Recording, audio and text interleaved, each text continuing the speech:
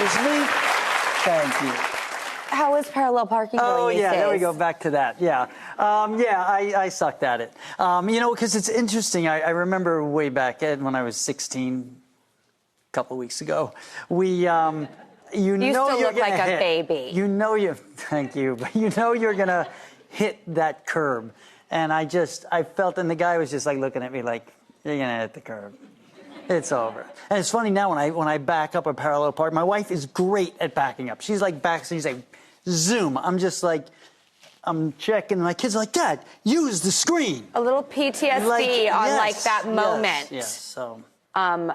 One of my favorite films in cinema history is The Outsiders. It's a masterpiece. Is it true that it was the first book you read? Yes, Really? without my parents saying, do your homework. I was not a great reader.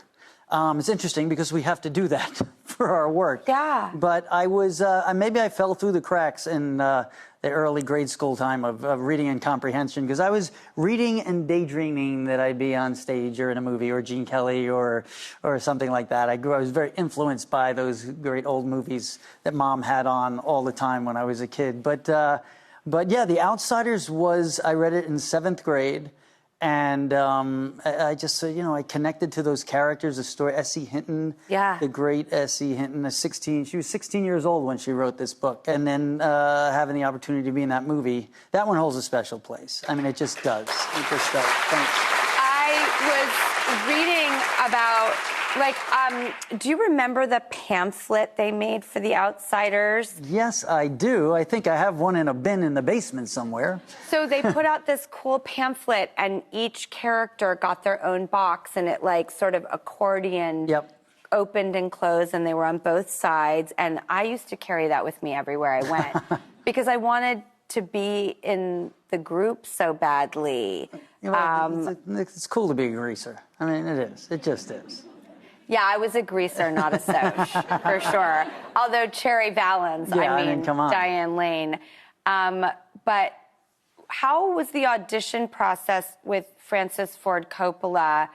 It sounded like he did something very unique, not orthodox. It's very unorthodox. Well, we all, every actor was in one big soundstage. Consider it like a room like this, and all the actors sitting around the perimeter, and Francis would call different actors to read different roles and mix and match. And so you're already sweating because you're in the room with one of the great filmmakers and storytellers in American cinema history. Yeah. Everybody wants to be in this movie because they love the book, and yet you're watching everyone's audition watching the reaction of the director. It was really unnerving, but he even talks about it. I've spoken to him about it in recent years as well. It was just really important to him to mix and match and see the chemistry, because these boys all knew each other and had history together. So it wasn't just like, okay, here's my 2 pages and you're out. And so it was very difficult, but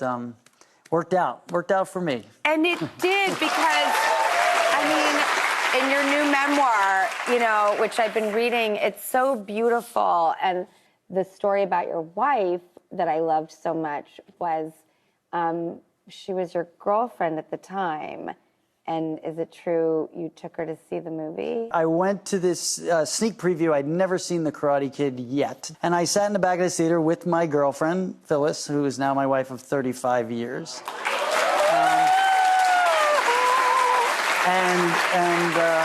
So I'm in the back of this movie theater watching this movie a month before it comes out.